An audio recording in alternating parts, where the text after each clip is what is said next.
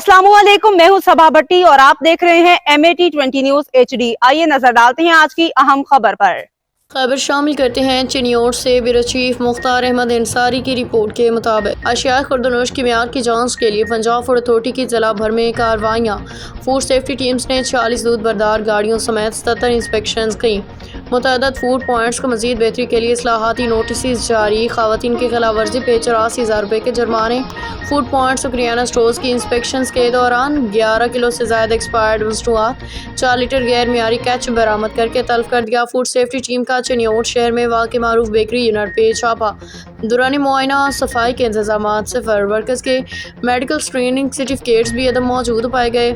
अशरात के तदारक के नामुनासिब इंतजाम और कवानीन की खिलाफ वर्जी की वजह से भारी जुर्माना। दूध की मेयार की जाँच के लिए शहर के दाखिली खारजी रास्तों पर अली सुबह नाकाबंदी की गई। दूध बरदार गाड़ियों में मौजूद 7,000 लीटर से ज़्यादा दूध को जदीद इलेक्ट्रोस्कैन मशीन से चेकिंग। दूध की नाकस क्वालिटी की वजह से दूध बरदार गाड़ियों को जुर्माने आयद किए गए। Milk shop, meat shop, bakery units का मुआयना हस्बे मामूल जारी है।